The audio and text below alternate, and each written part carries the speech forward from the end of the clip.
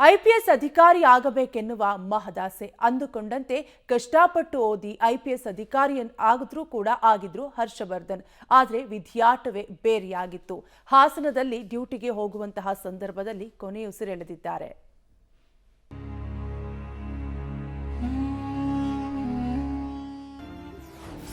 ಜವರಾಯನ ಅಟ್ಟಹಾಸಕ್ಕೆ ಯುವ ಐಪಿಎಸ್ ಅಧಿಕಾರಿ ಬಲಿ. ವೃತ್ತಿ ಜೀವನದ ಆರಂಭದಲ್ಲೇ ಇದೆಂಥ ವಿಧಿಯಾಟ. ಡ್ಯೂಟಿಗೆ ವರದಿ ಮಾಡಿಕೊಳ್ಳುವ ಮೊದಲೇ ದುರಂತಾಂತ್ಯ. ಸಾವು ಎಲ್ಲಿ ಹೇಗೆ ಬರುತ್ತೆ ಅಂತ ಒಂದು ಸಣ್ಣ ಸುಳಿವು ಆ ಯಮರಾಯ ಕೊಡಲ್ಲ. ಧೊಪ್ಪನೆ ಅಂತ ಜವರಾಯ ಎದುರುಗಡೆ ಬಂದು ಬಿಡ್ತಾನೆ. ಈ ಫೋಟೋದಲ್ಲಿರೋರ ಹೆಸರು ಹರ್ಷವರ್ಧನ್, ಪ್ರೊಬೇಷನರಿ ಐಪಿಎಸ್ ಅಧಿಕಾರಿ. ಡ್ಯೂಟಿಗೆ ರಿಪೋರ್ಟ್ ಮಾಡಲು ಮೈಸೂರಿನಿಂದ ಹಾಸನಕ್ಕೆ ಬರುತ್ತಿದ್ದ ವೇಳೆ ನಡೆದ ಭೀಕರ ಅಪಘಾತದಲ್ಲಿ ದಾರುಣ ಅಂತ್ಯ ಕಂಡಿದ್ದಾರೆ. ವೃತ್ತಿ ಜೀವನದ ಆರಂಭದಲ್ಲೇ 25 ವರ್ಷದ ಹರ್ಷವರ್ಧನ್ ಜೀವನದಲ್ಲಿ ವಿಧಿಯಾಟ ಕ್ರೂರ ನರ್ತನವಾಡಿದ್ದಾನೆ. ಹಾಸನದ ಕಿತ್ತಾನೆ ಗ್ರಾಮದ ಬಳಿ ನಡೆದ ಅಪಘಾತದಲ್ಲಿ ಯುವ ಅಧಿಕಾರಿ ಹರ್ಷವರ್ಧನ್ ದುರಂತ ಅಂತ್ಯ ಕಂಡಿದ್ದಾರೆ. ಅಪಘಾತದಲ್ಲಿ ತಲೆ ತೀವ್ರವಾಗಿ ಗಾಯಗೊಂಡ ಹರ್ಷವರ್ಧನ್ ಚಿಕಿತ್ಸೆ ಫಲಕಾರಿಯಾಗದೆ ಮೃತಪಟ್ಟಿದ್ದಾರೆ. ಹಾಸನದ ಎಸ್ಪಿ ಕಚೇರಿಯಲ್ಲಿ ಅಧಿಕಾರ ಸ್ವೀಕಾರಕ್ಕೆ ಆಗಮಿಸುತ್ತಿದ್ದ ವೇಳೆ ಈ ಅವಘಡ ಸಂಭವಿಸಿದೆ. ಮೈಸೂರಿನ ಪೊಲೀಸ್ ಅಕಾಡೆಮಿಯಿಂದ ಹಾಸನದ ಕಡೆ ಬರುತ್ತಿದ್ದ ವೇಳೆ ಪೊಲೀಸ್ ಜೀಪು ಅಪಘಾತಕ್ಕೀಡಾಗಿದೆ. ಐಪಿಎಸ್ ವೃತ್ತಿ ಜೀವನ ಆರಂಭಿಸಿದ ಮೊದಲ ದಿನವೇ ಹರ್ಷವರ್ಧನ್ ಅಸುನೀಗಿದ್ದಾರೆ. ನಿನ್ನೆಯಷ್ಟೇ ಮೈಸೂರಿನಲ್ಲಿ ಟ್ರೈನಿಂಗ್ ಮುಗಿಸಿದ್ದ ಹರ್ಷವರ್ಧನ್ ಇವತ್ತು ಡಿವೈಎಸ್ಪಿಯಾಗಿ ಚಾರ್ಜ್ ತೆಗೆದುಕೊಳ್ಳಬೇಕಿದ್ದ ಅಧಿಕಾರಿ. ಜೀಪ್ನ ಟೈರ್ ಸ್ಫೋಟಗೊಂಡು ಸಂಭವಿಸಿದ ಭೀಕರ ಅಪಘಾತ.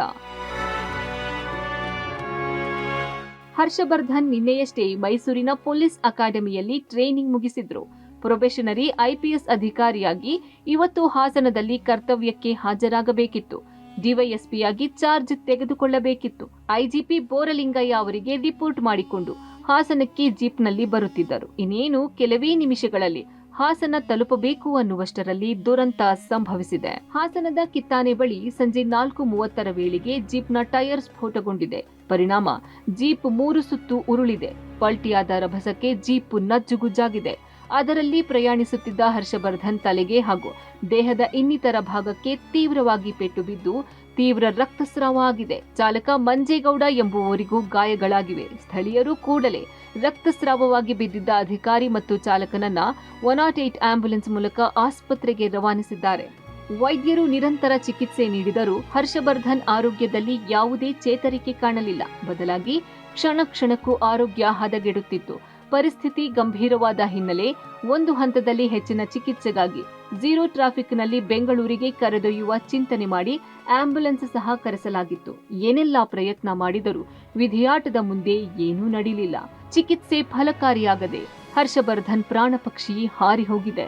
ಹರ್ಷವರ್ಧನ್ ಮತ್ತು ಮಂಜೇಗೌಡ ಅಂತ ಇಬ್ಬರು ಆಕ್ಸಿಡೆಂಟ್ ಆಗಿ ನಮ್ಮ ಜನಪ್ರಿಯ ಆಸ್ಪತ್ರೆ ಬಂದಿದ್ದರು ಎಮರ್ಜೆನ್ಸಿ ವಾರ್ಡ್ಗೆ.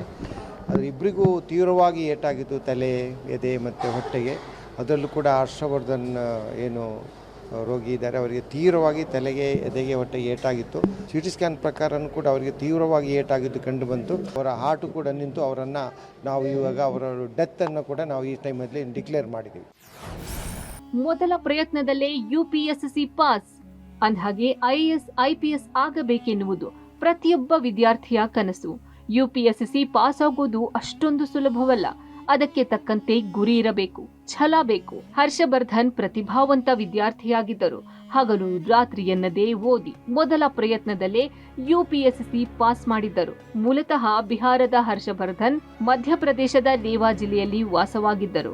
ಮಧ್ಯಪ್ರದೇಶದಲ್ಲಿ ಇಂಜಿನಿಯರಿಂಗ್ ಪದವಿ ಪಡೆದು 2022-23 ಐಪಿಎಸ್ ಬ್ಯಾಚ್ನಲ್ಲಿ 153ನೇ ರ್ಯಾಂಕ್ ಪಡೆದು ತೇರ್ಗಡೆ ಹೊಂದಿದ್ದರು.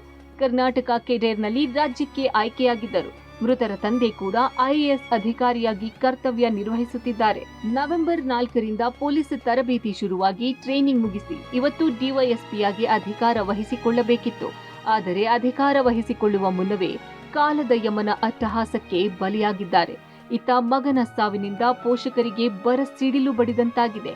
ದೊಡ್ಡ ಅಧಿಕಾರಿಯಾಗಿ ಹೆಸರು ಮಾಡಬೇಕೆನ್ನುವ ಕನಸು ಕಂಡು ಅದೇ ದಾರಿಯಲ್ಲಿದ್ದ ಹರ್ಷವರ್ಧನ್ ದುರಂತ ಅಂತ್ಯ ಕಂಡಿದ್ದಾರೆ. ಕರುಣೆ ಇಲ್ಲದ ಜವರಾಯನಿಗೆ ಧಿಕ್ಕಾರವಿರಲಿ. Shashidhar, public TV, Hassan.